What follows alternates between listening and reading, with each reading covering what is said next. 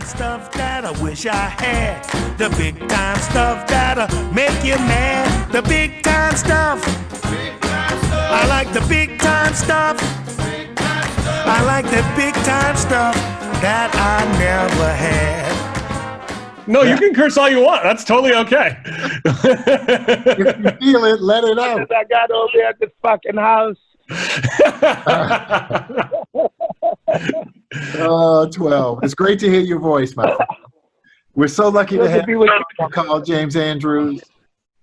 Thank you for having me on your show. I didn't know you had a show. There you have it. Now you know, and you're part of it. You're making it better.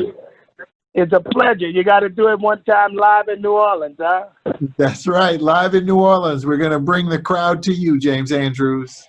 Yeah, I like that. Well, and you join us. Hold on, and you join us every episode. We use your music as the intro. I like the big time stuff. Perfect. Yeah. Perfect. Yeah. We use a small sound clip every time, and so we thought, like, okay, this is the best. Let's actually have James Andrews on our episode with us. Chris has said a lot of things about you. Christopher is one of my favorite people in the whole world. He told me, and Chris, you can tell me to skip some things too, but he told me a little bit about your story of teaching all your brothers and sisters to play music and why and where you came from. And I wonder if you wouldn't mind sharing some of that story with us. Well, we came up in New Orleans in the neighborhood, the great neighborhood of Tremé, down in the Tremé where we come up on Dumaine and Robertson. We used to go out and tap dance in the French Quarter and shine shoes for tips. How much did you make, James? Well, we was making like $100 a night, something like that. But $100 back then was big money to us. Yeah, and you told me too, James, one of the things I remember beautifully was there was a wonderful family that helped you out when you were on the street tap dancing. They would change your money for you and everything. Oh, yeah. Went to the shop on Bourbon Street and give the ladies the change because we couldn't bring the change back to my grandmother's house because she would know we was in the French Quarter tap dancing. So we used to go exchange the change for dollar bills. And the people were very nice who owned at the shop. So we used to go in there all the time. Sometimes we used to leave our shoe shine box and tap shoes in their shop. And when we come back to the quarters, they would have them right at the shop for us. Ah, wow. How old were you, James, when you were doing this? I'll probably say I was in about 10. 10, yeah. And my grandfather used to have the poop limousine, the poop taxi. So he used to drop us off and pick us up in the French Quarter. And my grandmother didn't want us to be out there, but my grandfather used to pick us up and bring us out there and watch nobody would steal the money from us. Oh, that's great. And that was Jesse Hill? That was Jesse Ooh-Poopadoo Hill. Yeah, look at right. Well, that whole family, James, your roots in New Orleans music go so deep. I can't think of anyone with a family tree that's more glorious. Yeah, we got a couple of books we can write about that part of the time. And plus, we got to meet so many people like Professor Longhair during them days and Fats Domino because my grandfather was always playing with them. Yeah. Yeah, Fats Domino is the real king of rock and roll. You know, he's outsold that Elvis by and my grandfather was right there with him. Yeah, and playing with Dave Bartholomew. Dave Bartholomew. Yeah. So we got so many stories about them times. Yeah, James, but you also were one of the youngest ever to take a New Orleans band to Europe, huh? Yeah, we went to Europe. We went to Milan, Italy. I think we was about 13, 14, and we got invited to play in Milan, Italy at the Milan International Festival. Is this your family, or is this your group, or your band? It was with my brothers and my cousins. What's your whole family? Because we had a band called the All-Star Brass Band, and we used to play in the French Quarter and for tips, and then we used to play in Jackson Square all the time in New Orleans. And so we got in. Some people saw us playing in the streets in Jackson Square, and invited us to come to Italy. Fantastic. So we went over there. We went over there and played in Milan, Italy, for the first time ever leaving New Orleans. James, that's great. Our first time.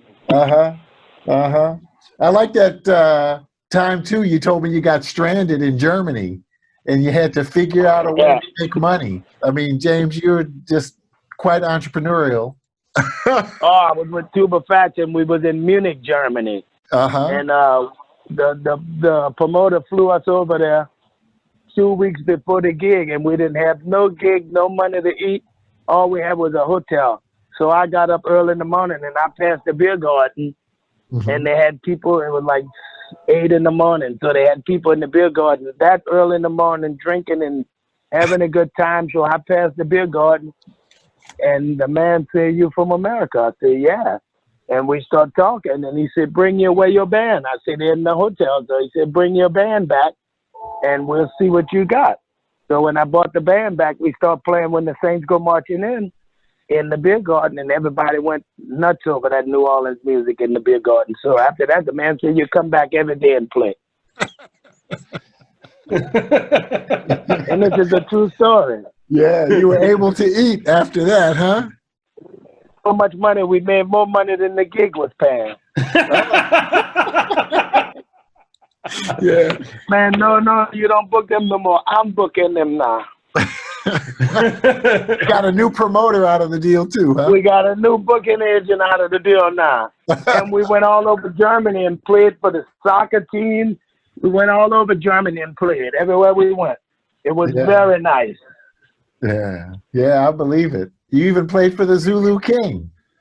Even played for the Zulu King in South Africa, where I wrote the hit song for the Zulu Club in New Orleans called "Talking About the Zulu King." That's right. That's right. Yeah, and that song is heard all over the world.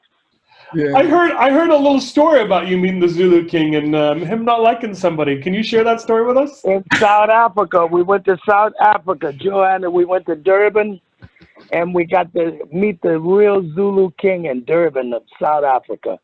And he invited us to his house, to his palace in South Africa. And there was a Tuba Fats, once again, my brother Buster, my cousin Glen David Andrews, and we had somebody else, one more person, a couple of more. I can't remember who it was, but when we got there, he cooked a big lunch for us, and we had a great time at his house, at his palace in South Africa. And we played, and he got the Zulu people to perform their real Zulu culture for us, and we got to play for them, and we played New Orleans music for them, and we did What a Wonderful World, and it was a touching experience, that one. That's nice. Did he ask you about the Zulu club in New Orleans? Yeah, he asked us about the Zulu club in New Orleans. He said, "Yeah, I know. I came down there and watched them. I jumped in the cab and was watching them." I said, "Why you do that?" He said, "Because I wanted to see what they was doing. It's Zulu." He thought it was something like another tribe trying to be an enemy of theirs. But when he got there, he said, "Oh, I see what they're doing. They're having fun." Yeah, well, you know, it was an honorific choosing. I mean, it was the first black carnival crew. And in 1916, when they were formed, the Zulus had just defeated the British, the most mighty empire in the Boer Wars. It was Shaka Zulu? Yeah, Shaka Zulu. And so the king we met was the descendant of him. Yeah. Yeah, you told me he asked if they were mocking him, the Zulus of New Orleans. Yeah, are they mocking us? I said, no, they're having a good time. It's a Mardi Gras thing, and in some kind of way, he must have went, but he said he came down here just to see that. Yeah. Well, James, your music has taken you all over the world, huh? Yes, music has been good to me my whole life. I only played music. That's the only job I ever had, was a musician. And I traveled from coast to coast like eggs and toast. I've been everywhere. I've been on every continent. I traveled to every continent. I traveled to so many countries around the world. It's been good to me. Yeah, yeah, yeah. James, you've met a lot of musicians, and I guess it's very different to compare musicians than to, a kid playing in school or learning to play in school. What do you think is the biggest difference between what makes success as a musician and failure? Well, I think it's never failure. It's all success in the music industry. People may go through different things at different times in their life, but the music thing, plus we're always a student of the music. Mm-hmm. So we never, you're always in that mode because you're always learning. Every day you learn something new. So we're always students of the craft, Mm-hmm. and we when you travel, you meet new people and you learn new things, and it's just like the music. Even in New Orleans, you go out, you meet new people, you learn different things. So I was saying the success of it is when the crowd is really digging and enjoying what you're putting out. And when the crowd is happy, that's success to me. By a lot of measures, though, your brother has become a very more famous musician, right? What separates separates him from others? Well, he's done well. Mm-hmm. But James. I think the most part of it, he's humble. Mm-hmm. Mm-hmm. I think because he's humble and he know where he come from. So I think that play a big part, and they treat people nice. That's a good thing. Trombone Shorty's his name, just for the record. For listening. Yeah, yeah. Do you know 12? And he's very humble and very generous too. I think that about you, James. You brought not just yourself up in the music, but you handed that down as a mentor to your brothers and sisters and to Troy. And I remember when Troy was really small, and he couldn't even get that trombone even to the 6th position, and and you were like, he's gonna be a player. He's gonna be a player. Absolutely. I said, well, he's a kid now, but you could see the talent. So yeah, well, I knew he had the potential to be something someday. Mm-hmm. Mm-hmm. Yeah. Is your entire family still musicians? Absolutely. We're in the business of music. That is phenomenal. Mm-hmm. Yeah, the whole family play music. We got so many cousins. I couldn't even count them all, but I know them all. I met a bunch of them at your club one day in New Orleans. Yeah, you remember? Yeah. Like half the bar was your cousins. At club. Probably all of them was my cousins and my uncles and my aunties. Everybody used to come to the Oop Oop-a-Doo bar. And the Trumpet Black had the Monday night popping with the red beans and rice. Was it not nice? It was free red beans and rice. You're right. That was a free red beans and rice, the lanyard of New Orleans. This was actually something very surprising to me. Like, there was just red beans and rice sitting in the corner. Help yourself, Neal. Like, we went to Vaughn's and I remember Chris just telling me, and I'm like, this is a different society. This is a different place. Yeah, well, New Orleans is we known for the lanyard down here. Give a little something extra. And we always give something extra in New Orleans. That's what made this town famous. Yeah, that's the origin, too, of the po' boy sandwich. They used to... Yeah, give them a little something extra, huh? Give them a free sandwich. And the original po' boy was French fries on bread. It was just carb loaded. But I love French fries on bread with... I love that. I used to go to a place in the Tremé, used to be called the Oyster House. We used to go in there and count our money after we get through tap dancing, and used to go to the Oyster House. Well, we can order a full po' boy then. But I used to always like the French fries on French bread with the butter, with the with the brown gravy and the onions. That was like that's the original po' boy, James. You're such a tradition. That's the original po' boy. That's the original po' boy. Way better than filet mignon. That's great.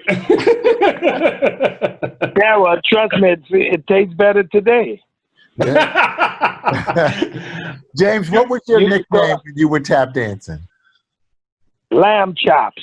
You were lamb chops? I was lamb chops. Because they already had the old man named Pork Chops already.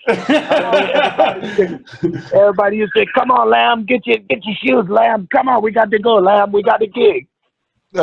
So Lamb Chop was you. I was Little Lamb. Little Lamb. And did you ever dance with Pork Chop? Absolutely, and he was kin to me. It figures. Everybody. He was a family member of mine. The original Pork Chop was a family of mine, but he was a wonderful tap dancer. He was elegant the way he tap danced. James, did most tap dancers have nicknames? All of them had a nickname. If you didn't have a nickname, you wasn't in the game. You had to have a you had to have a name and to be a tap dancer. Everybody had a name. You even had two tap dancers with two of the best tap dancers ever come out of New Orleans. There was grand marshals and tap dancers, but there was Ollie and Kidney Stew. Ollie and Kidney Stew. And then you had Pork Chops with them. There was a trio. Pork Chop and Kidney Stew sounds good. Pork Chop and Kidney Stew. That was it. So I went to Bourbon Street with you guys. I don't remember seeing any tap dancers. Is that tradition still alive? That's it. Yeah, they got a lot of kids tap dancing with bottle tops on their shoes now out there. But when we was dancing, we had the full, real taps on our shoes. We used to go to the shoemaker every week and get the shoemaker to put, we had all kind of taps. We had the taps that call it jingles. When you dance, they jingle. It sound like silver dollars dropping all over your feet. And so we had the real iron taps that they had to put the nails in. We had taps. So today, we got a lot of kids in the French Quarter with the Sam tradition, the Sam thing we done. That's why I know what they're doing, because I've been there. Yeah, but that's a bygone era to get a shoemaker to put in real taps, huh? So they just use bottle taps. The shoemaker to put real tap shoes on our shoes. Guys, I feel left out. I came to New Orleans to get a proper culture, and you guys didn't show any tap dancers. We're gonna have to remedy that. And we didn't get you a French cowboy. You gotta go. Yeah, you got to go down to the French Quarter when them kids out there tap dancing. But it's a true tradition. I'm gonna come for longer next time. I want to have a good time. Chris, let me know when we're going. Yeah, I think you'll not have a good time. Yeah, we're gonna go with Lamb Chop down to. Yeah, you got to come with Little Lambs. Little Lamb. But New Orleans is the heartbeat of America when you're talking about tradition. This town. And the music will never die. This is the place where the music never dies. Yeah. Oh, I mean, I was telling Chris that before I heard Trumpet Black play, I didn't understand jazz music really. I'd heard some in movies, I'd heard some on the radio, but I had no idea that that's what jazz music sounded like. Well, Trumpet Black was mixing it with funk and everything. But Trumpet Black was a phenomenal trumpet player, a wonderful guy, and a great entertainer. Yeah, he had power. He had some power. You know, he picked up the piece. He picked up the pieces. My musical palette is especially in jazz, is not very good. A lot like the two of you. You guys have listened to a lot of things, have a lot of nuanced favorites. For those people listening who like jazz but don't get it quite as well as you do, and me, in the same position as me, what would you suggest, as the first bit of jazz music that we should all be listening to? Well, one thing about it, you listen to New Orleans music, you're going to shake your ass, you're going to pat your feet, and pop your fingers. I mean, we got some jazz out there where that's New Orleans. We play happy music in New Orleans, and that's the thing about it. We celebrate life in New Orleans through music, New Orleans music, and we have so many different parts and components of this music, and what you got is you got a lot of players out there in so many parts of the world. They play music for sophistication, and they're so sophisticated where people only listen. You don't speak, you don't dance, you just listen. But when you come down to New Orleans, to the 504, to the NO, you're going to shake your ass to this music. So you would say start with New Orleans jazz, but can you give me any specific names of your favorites as stuff if you were introducing to jazz for the first time? Well, I can start at the top with the top of the top. I can start with Louis Armstrong, the king of everything. My wife loves Louis Armstrong too, right? And here's a gal born in India who who just loves Louis Armstrong. What a wonderful world. He crossed barriers. He crossed mountains with his music. His music is transcended all around the world. Every language, they know Louis Armstrong. And they know New Orleans from Louis Armstrong. You say, and he put the red beans and rice in there too. So people, that's a famous thing too. Okay, so after Louis Armstrong, who would we listen to? I love Clark Terry, was a famous trumpet player. He was so famous. He would play with Count Basie. He played with Duke Ellington.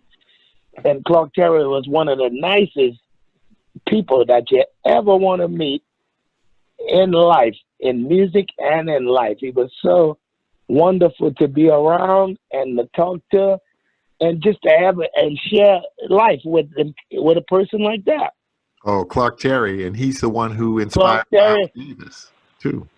And he was a wonderful trumpet player and musician. Wait, who would be your number two, Chris? So we got Clark Terry. After Louis Armstrong? Yeah. Because Louis is number one. Yeah, that's pretty clear. Yeah. So who's number two for you? Oh, man. You know, I have... I'd love to get like the top five from both of you, so that's why I'm asking. Well, if we're thinking... if we're thinking of trumpet players, it is... Not necessarily just trumpet players, just, jazz musicians. Well, I think 12 is right. Clark Terry is up there. Clark Terry. I love Clifford Brown. Clifford Brown, Freddie Hubbard. Yeah. But in the New Orleans sound, it was all originally dance music. That was what jazz was. It was dance music. Yeah, it became concertized, but really the essence of it is to get you to move. You feel it. And not only that, New Orleans, it's that backyard groove. You're in your backyard. A long time ago when all the people had parties in their backyard, that's the vision I got for jazz. Lawn parties and yard parties, yeah. You was at your house or at somebody else's house, right? Yeah. Yeah, in Arizona. Yeah. I remember you coming 12 to that get together we were at. That was so much fun on that lawn. You met my wife then, actually. 12. We was at the sanctuary. Yeah, that's right. I'll never forget that beautiful place. It was nice. Any other of the top five that from either of you that we? Well, we got to mention Danny Barker and Blue Barker. They was two of the best that ever did it. And Danny Barker was a great banjo player and guitar player that played with so many great people, Cab Calloway and all the greats. And Danny Barker revitalized the New Orleans brass band culture, and he was a personal friend of mine and a mentor. Thank you, 12. The more you know about Danny, the more you see him. He's like savoir-faire. If you look at any of those old Step and Fetch It movies or the old Louis Armstrong movies, you'll see in the back there's Danny playing the guitar or playing the banjo. He was with the best. Yeah, he was with the best. Yeah. Played with Charlie best Parker. For the best. Yeah. And he played with Charlie Parker. Yeah, he played with everyone from Cab Calloway to Charlie Parker, all different styles, and then came back. Yeah, he used to carry a picture in his wallet of him and Charlie Parker with Dexter Gardner in his wallet. And we'll have to put a bunch of these musicians, Chad, in the show notes so people can actually look some of this up. Yeah. Have some fun. And plus, we have so many other great New Orleans musicians we can name. It's so many. Yeah. Everybody is great. Yeah. It goes from all the way from the original guys. And then you had all the people was kidding with Danny Barker, Paul Barberan and Louis Barberan was extraordinary drummers. With that big beat from the street. They were. Right? Yeah, you're right. Yeah, you're right. And all the children. And so that sound from them passed on down for a few generations is landed right to us. And we are the generation now that's keeping the New Orleans music alive for the next generation. Well, you're certainly doing it. You've been passing the torch a very ungenerous. So I learned. Wow. Thank you. So I learned that from Danny Barker. Mm-hmm. How to do all that. How to be a leader, a teacher, and all of that. I learned that straight from Danny Barker because I was soaking up all of that what he was giving. I'm curious about your albums and when you release. Chris, what album of mine of 12s did you give to me that I had in my car for years? Was that the Big Time Stuff? Yeah, that was what was on it. Is that what it's called? Stuff. Mm-hmm. Yeah, so the Big Time Stuff is that straight Tremé music, the Big Time Stuff. Oh, that's got to be one of my favorite sets of music albums, I guess. I've ever heard as a complete album. Shorty album too. I like the album you did with Troy. When that's many years old now, but it never gets old. I think you gave me that one too, Chris. Yeah. We got it on I put it online last year. That's 12 Shorty. Yeah. But we call it James Andrews and Trombone Shorty Brothers. We repackaged it. I'm curious. So, are you releasing any new albums in the upcoming future? Absolutely. I'm always thinking. Always thinking and playing and writing. Do you think you'll release another new album in the next 24 months? Absolutely. I got some material in my vault at my house ready to go. But I got a song with me and Cyril Neville and my wife Karen Gant singing on a song we wrote called Rolling with the Punches, and I'm going to release that some kind of way. Okay. Well, do let us know. I mean, I'm sure you let Chris know, but let us know when you do so we can share with Yeah, we're going to release that. When we release it, it's going to be, and plus this song has got a meaning to it. We recorded it a couple of years ago with a lot of musicians is on this thing. We got Dr. John, we got Cyril Neville, we got Junior Yamaguchi, we got Pete Morano from the Trombone Shorty Orchestra. We got Mike Bass on this thing from the Trombone Shorty. We got so many different musicians on this album with us. Roger Lewis from the Dirty Dozen Brass Band is on it. And it have a special meaning to this song, Rolling with the Punches. And it's a great song for this time with the Corona thing going on. Yeah, James, I think I hear what you're saying. I was going to ask you about it. How's New Orleans, which is an epicenter, how are they coping with the loss of so many great musicians from Ellis? Big Al Carson passed away. Yep. Well, the thing is, Uganda Roberts now, right? Yep. We lost a few great. Yeah. Over the years, we lost some great piano players from New Orleans and many more musicians too. We lost one of the greatest ever, Dr. John. We lost Fats Domino, Art Neville. We lost Fats, Art, and Dr. John, and Allen Toussaint. Mm-hmm. Mm-hmm. And so that was the beginning of the little thing for New Orleans when we were losing the greats from New Orleans. Yeah, that first generation, the older generation of musicians. Yeah, and that broke my heart too when we lost all them people back to back like that. And we lost the people recently from the COVID-19, Big Al, Uganda, and Ellis Marcellus.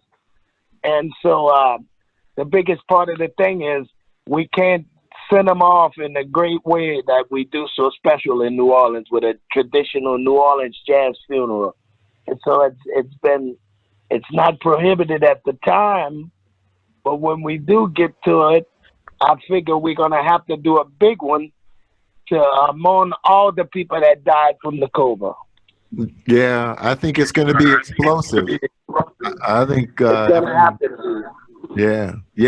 It's a very sad thing that tradition of sending off, especially the musicians, with a jazz funeral has been postponed. It's our tradition. Yeah. It seems one more reminder of how quiet things have gotten because of coronavirus and COVID-19. James, are you able to play much? I'm sure, you're still blowing that horn.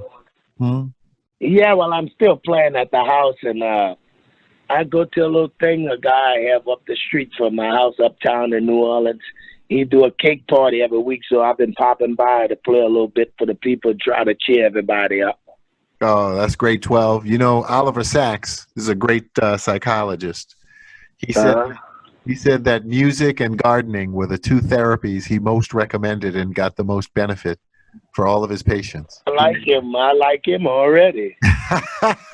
Oh, he was great. You should give him my phone number. Oh, he's passed on, sadly, but yeah, he's being God bless his heart. Music, yeah, the two therapies. God bless his heart, because he had a good spirit, I could tell.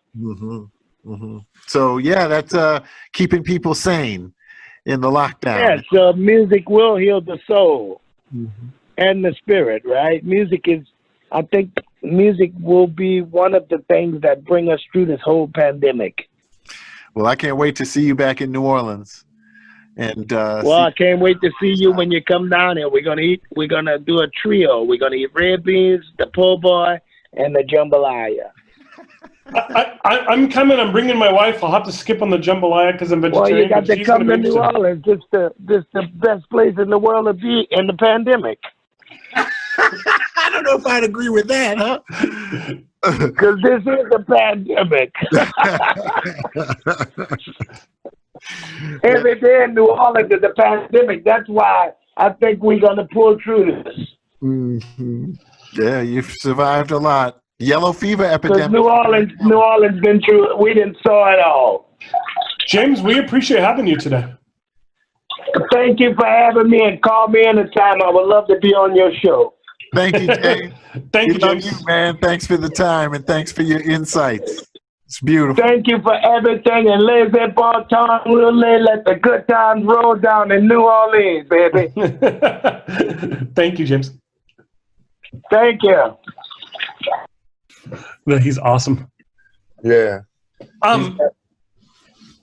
I actually wonder if we just cover some current events and a little bit of market, and just kind of round it out in these next two sections here. Yeah, let's do it. You're talking to the 120 families you represent, and the new clients that you want to represent. What was this last week like in the market, and what is it that's top of mind for you?